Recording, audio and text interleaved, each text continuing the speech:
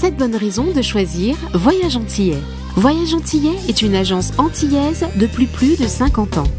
Voyage Antillais vous réserve un accueil chaleureux, une qualité de service, un accompagnement soigné, toujours avec le sourire. Voyage Antillais vous propose les meilleurs prix. Avec Voyage Antillais, vous bénéficiez de facilités de paiement. Votre deuxième bagage est offert. Voyage Antillais, c'est 2 agences en Île-de-France qui relient les Antilles à Paris. Voyage Antillais, nous là vous faisons voyager. Guadeloupe, actualité. Et nous débutons cette édition avec cette information en bref. Hausse des prix à la consommation en Guadeloupe.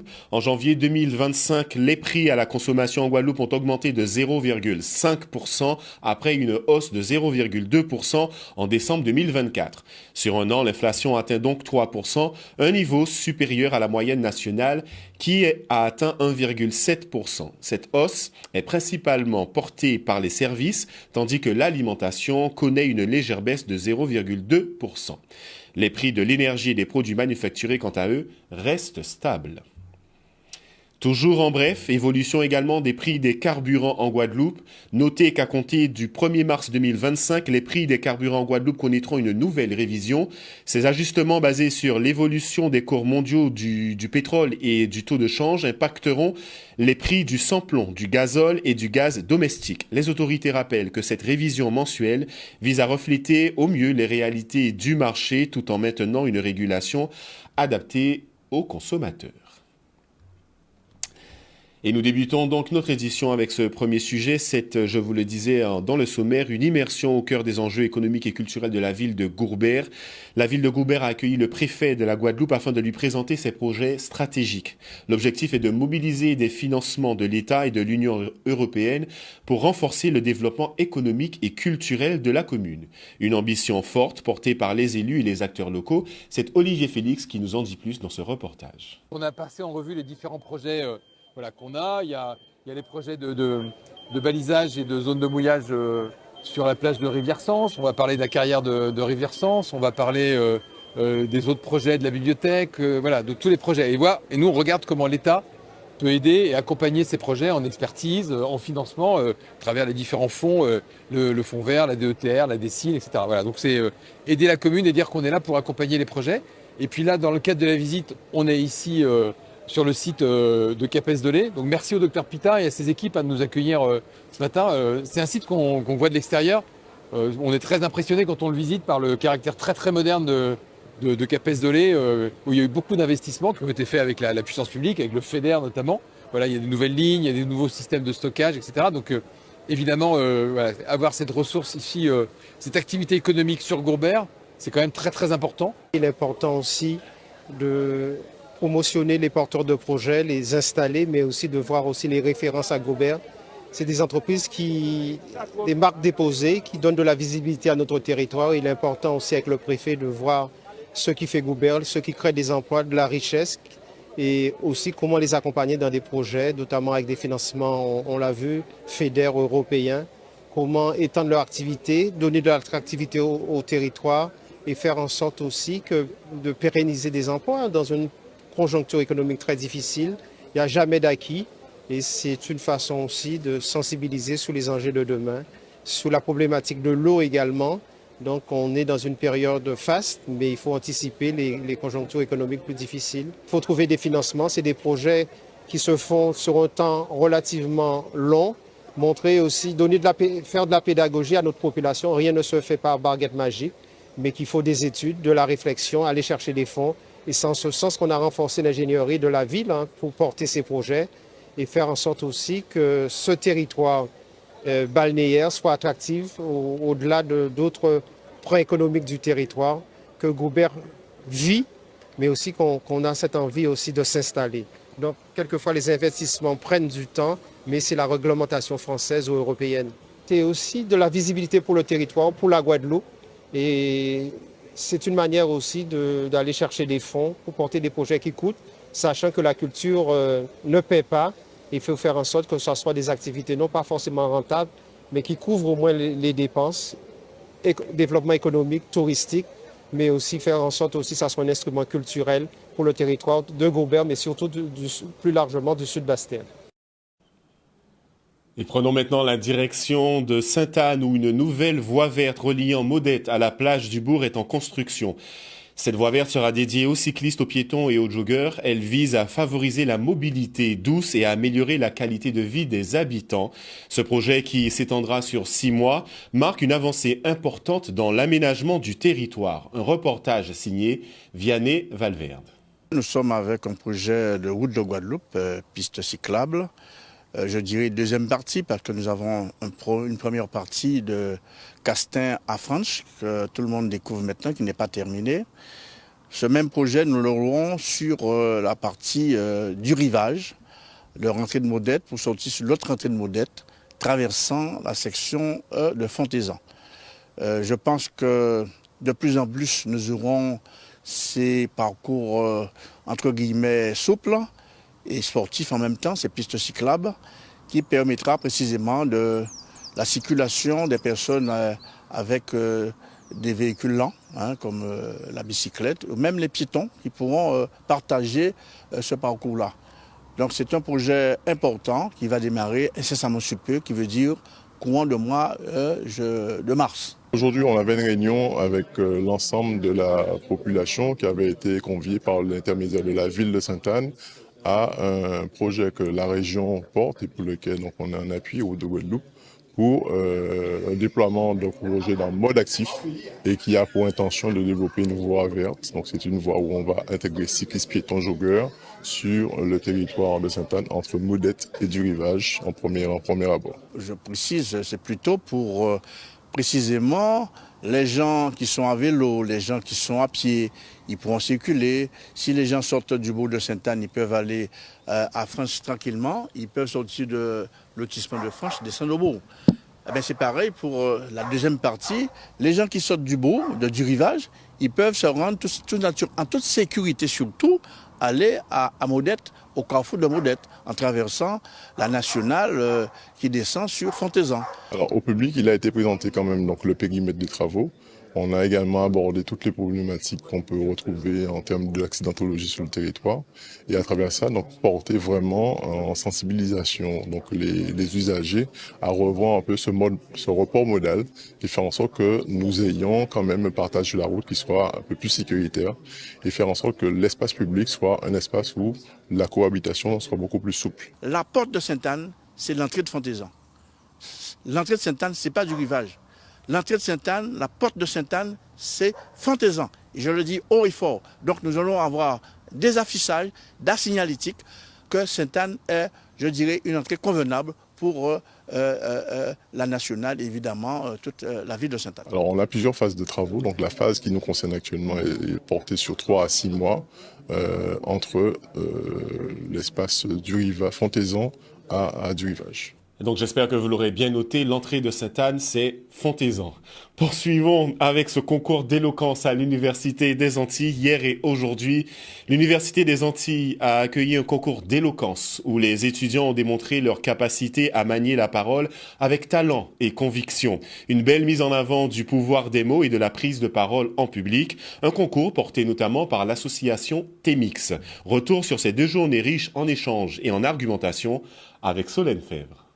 Howard Gardner, en 83, nous disait déjà qu'il y a en réalité 8 types d'intelligence différentes qui s'articulent et surtout qui différencient les individus. Il faut savoir que c'est la 4e édition du concours d'éloquence de l'association Temix, donc du concours d'éloquence de l'Université des Antilles. Pourquoi le concours d'éloquence? Il faut savoir que nous, on est basé dans la fac SJE, donc on sera amené dans nos futures professions à devoir bien s'exprimer correctement, savoir avoir les mots justes et essayer de se faire comprendre. Nous avons reçu énormément d'inscriptions de candidats intéressés. Donc il faut savoir que le concours d'éloquence de l'Université des Antilles est ouvert à la fois aux étudiants guadeloupéens et martiniquais, inscrits régulièrement à l'université. Donc nous avons eu des étudiants sous les 2 campus, sous les 2 pôles qui se sont inscrits, ce qui nous a permis de pouvoir mieux envisager la suite, on va dire. Donc nous sommes contents de voir que l'éloquence procure un certain engouement chez les étudiants. Ce concours était très difficile, je ne m'attendais pas à ça. Je savais que j'avais un petit niveau, enfin j'avais un niveau quand même, mais je ne m'attendais pas à ce que les candidats soient bons comme ça, qu'ils soient exceptionnels. Et franchement déjà, je félicite ceux-là. Et Je suis un peu stressé là, je vous avoue, je vous parle mais je suis stressé, je me dis Raël comment ça va se passer, comment tu vas aborder les termes, comment tu vas gagner au final et j'attends. Au niveau de la notation, c'est une note sur 20. Ce sont des classements par an. Même si on a des duos parfois, les classements sont par an, les notes sont individuelles. On a 3 grands piliers, donc la posture, la forme et le fond. La thématique, c'est le handicap. Ils ont des questions qui concernent l'intelligence émotionnelle, des questions qui concernent l'empathie dans le monde professionnel. On va rester dans la thématique du handicap, mais on va avoir un peu plus large. Hier soir, j'ai pris 3 cafés. Je me suis dit, Raël, tu vas travailler, parce que tu dois travailler, tu dois réussir. Et j'ai adapté ça, comment dire ça? J'ai travaillé ça sous plusieurs formes. J'ai vu que l'handicap n'était pas forcément interne, il peut être externe. L'handicap a plusieurs formes, il n'est pas seulement l'handicap mobile. On peut travailler, on peut voir comment l'handicap se situe. Et on peut se dire aussi que l'handicap n'est pas une prison. Les personnes en situation d'handicap ne sont pas limitées, c'est la société qui les limite. L'éloquence, c'est savoir bien s'exprimer, comme je vous l'ai dit, savoir dire ce qu'il y a à dire de la bonne manière. Ils auront des positions difficiles à défendre lors de la demi-finale, mais même si parfois on a quelque chose à dire qui n'est pas toujours facile, il faut savoir le dire élégamment, poliment et dans le respect. Ce genre de concours est nécessaire, surtout pour notre jeunesse, car ça nous permet de nous cultiver, d'apprendre à défendre, d'apprendre à parler en public, de défendre nos idées, de tenir tête à certaines personnes, comme on le sait déjà, qu'on est amené à travailler avec des personnes vieillissantes qui sont dans les postes mais qui ne veulent pas lâcher les postes et juste à défendre et savoir s'exprimer, c'est tout, parce que s'exprimer dans une société c'est important. Et restons dans le domaine de l'enseignement supérieur et partons à Petit-Bourg. Petit-Bourg qui, dans un souci d'accompagner au mieux ces jeunes, a mis en place des ateliers Parcoursup et de développement personnel. L'objectif, fournir à ces jeunes des outils concrets pour bien choisir leur orientation et réussir leur entrée dans l'enseignement supérieur. Une initiative saluée par les participants et leurs familles. Reportage signé Solène Fèvre. La ville de Petit-Bourg, depuis toujours, s'inscrit dans la réussite de sa jeunesse. Et c'est pour ça qu'aujourd'hui, nous avons décidé de commencer en fait un parcours avec les jeunes, un parcours de la réussite. Aujourd'hui, ce sont des ateliers Parcoursup qui vont s'accompagner d'ateliers de développement personnel aussi. Je suis là justement pour parler des jeunes est-ce qu'ils sont prêts pour la vie d'étudiante. Parce qu'en fait, la plupart vont quitter le cocon familial. Et c'est aussi une manière de les rassurer et de leur donner des astuces et des pistes.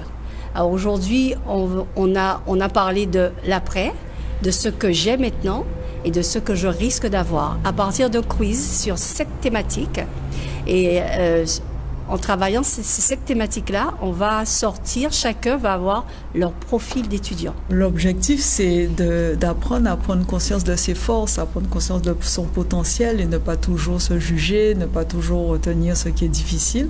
Et par exemple, moi, un des outils que j'utilise et que je vais proposer dans le cadre de cette matinée, c'est un outil qui appartient aux pratiques narratives qui s'appelle l'arbre de vie. Donc, c'est un outil qui permet d'utiliser de la métaphore de l'arbre pour parler de soi, mais surtout pour parler de ses points forts. Maintenant, dès que l'on veut passer par les études supérieures, il est fortement recommandé d'utiliser la plateforme Parcoursup.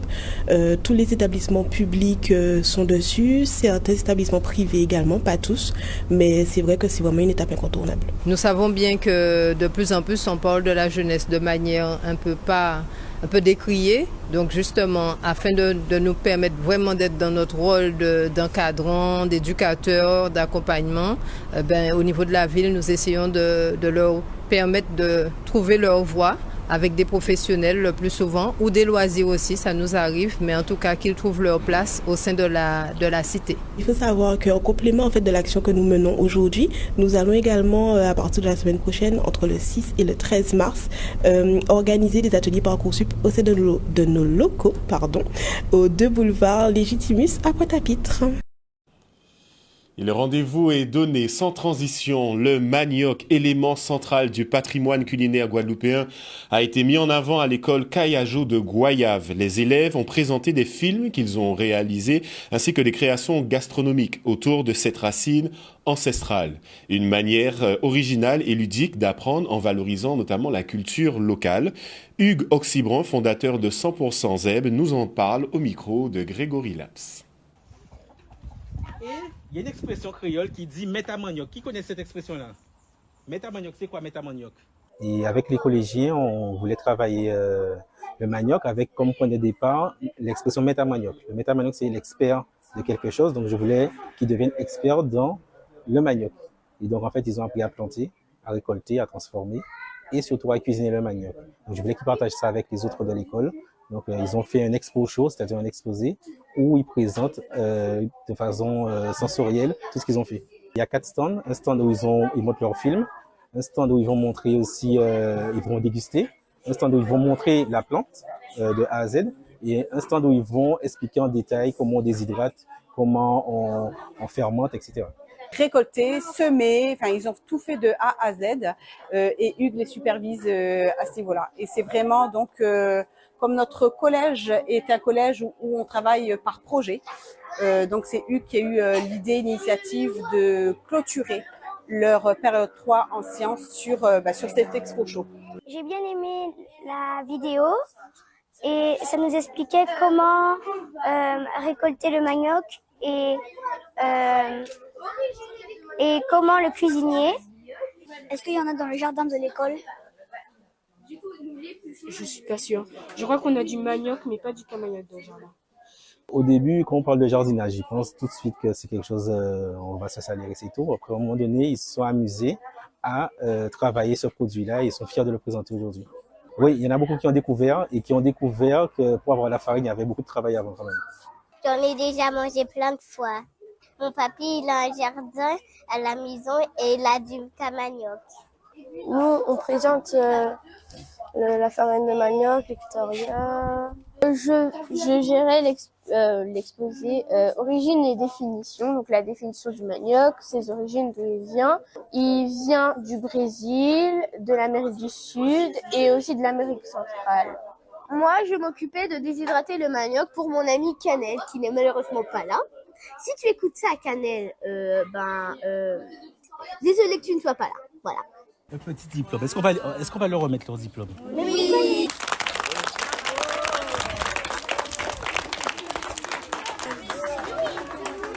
Bonjour Canalis.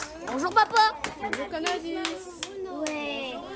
Et une belle réussite avec ces certificats, vous l'avez vu, ils sont tous devenus des maîtres à manioc. Et parlons de notre patrimoine justement avec notre invité ce soir sur notre plateau. Il s'agit de Livio Alessandro Bogdan.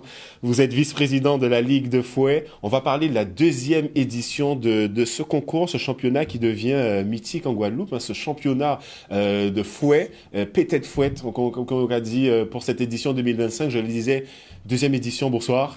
Bonsoir à toutes et à tous. Bonsoir Andy. Ouais, merci. Mais ça me fait plaisir. Merci d'être sur notre plateau ce soir. Je le disais, cette 2e édition du championnat de fouet de la Guadeloupe. Est-ce que tout de suite, il est possible de nous en dire plus? Ça va avoir lieu à Morne-à-l'Eau, on le rappelle, 9, 16 et 23 mars. Tu lances cette 2e édition. À quoi on doit s'attendre? Alors déjà, on doit s'attendre au retour du champion 2024 qui remet son titre en jeu.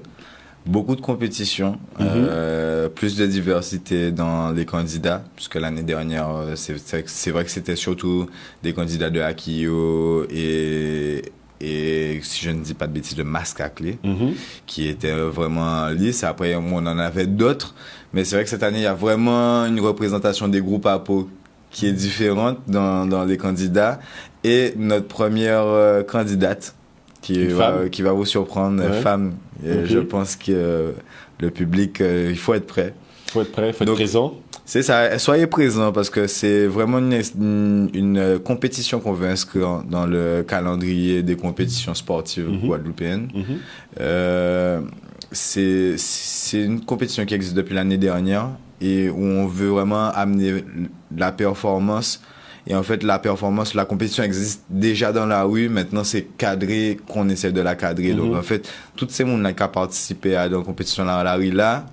Yopé Vin fait ça. Vin fait des ordres avec nous le 9, le 16 et le 23. C'est très intéressant quand tu dis ça parce qu'il y a un effort de valorisation de cette pratique qui n'existe nulle part ailleurs. On peut le dire. Avant de continuer, je te propose de regarder. On a une courte vidéo de l'édition de l'année dernière et on va pouvoir préciser par la suite.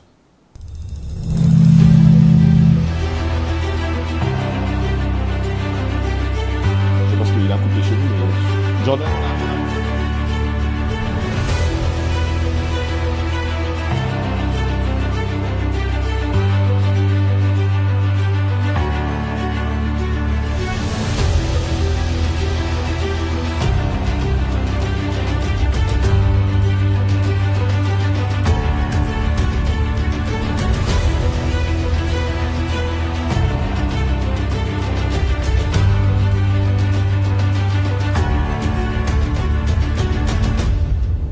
Donc, histoire de donner, de mettre dans l'ambiance, on a vu voilà les compétiteurs qui sont là. Et je le disais juste avant cette vidéo, c'est un effort de valorisation aussi à travers, tu disais, sortir de la rue, cette pratique, on les voit, nous avons ces foot-là effectivement devant ces groupes-là. Et là, tu leur donnes un espace pour s'exprimer et montrer que c'est même une activité sportive. C'est ça. C'est en analysant, on s'est rendu compte que c'est une compétition qui existait déjà dans la rue, et de deux, ça a tout d'une discipline sportive. On a des fouettards qui aujourd'hui font des efforts, vont à la salle pour s'entraîner, juste pour descendre le boulevard Légitimus et être performants. Bien sûr. Alors sortons-les du boulevard Légitimus, amenons-les plus loin. Je trouve que les gens soutiennent déjà énormément les fouettards, même dans l'implication des gens autour des fouettards aujourd'hui, c'est différent. Donc au lieu de dire qu'effectivement ça peut créer des nuisances par-ci par-là dans les quartiers, puisqu'effectivement il y a pas las, il y aura pété du lundi au lundi, tout côté à des aides matin il y aura pété. Donc en fait c'est vrai que ça demande de les cadrer, de les accompagner, et c'est ce que nous la Ligue de Foin on fait. Donc en fait dans la première étape du plan, c'est déjà de légitimer la compétition et de la cadrer en fait. Super. Après, on va aller sur la création de clubs, la création de divers entraînements et puis la démocratisation de la discipline. Pour l'instant, on fait déjà une compétition parce que ça parle beaucoup. Il faut savoir que les fouettards parlent beaucoup, il y en a plein. Ce sont tous des boss.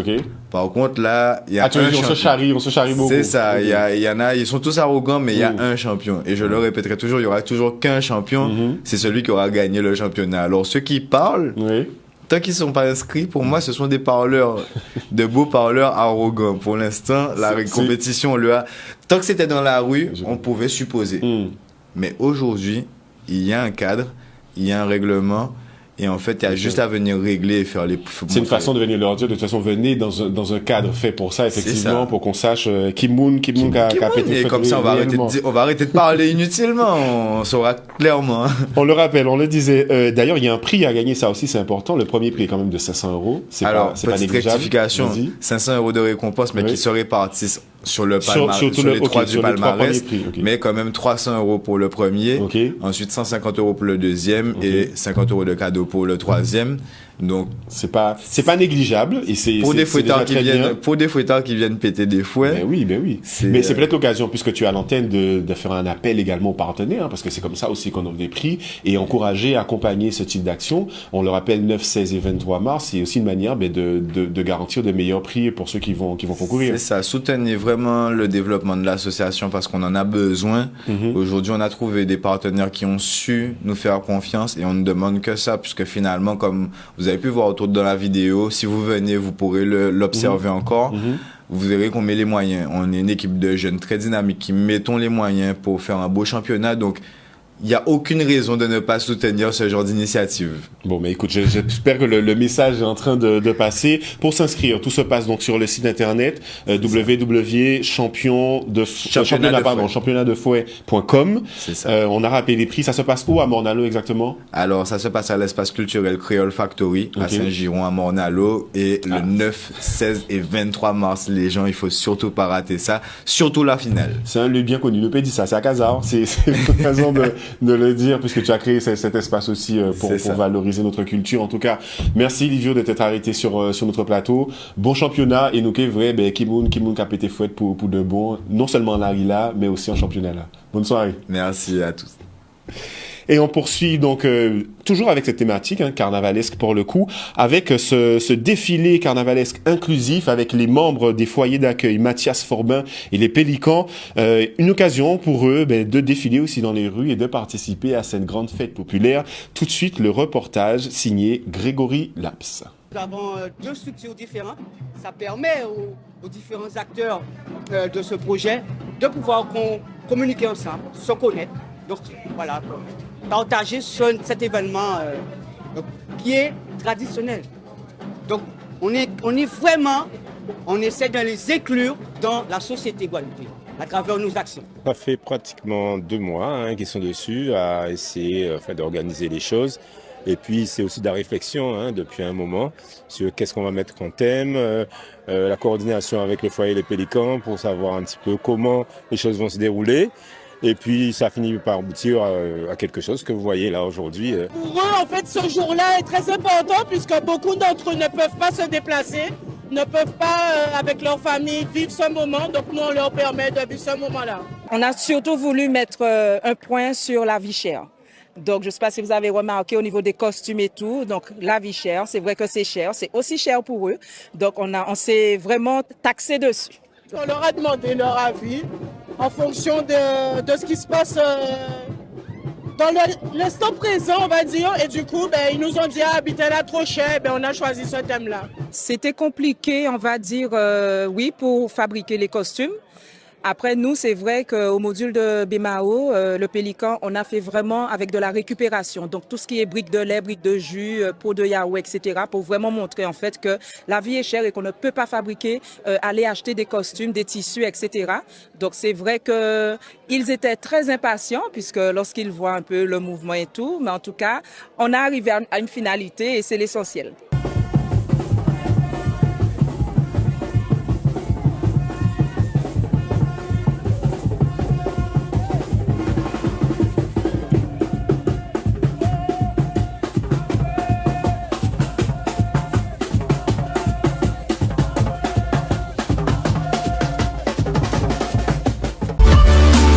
News Radio sur outremernews.fr.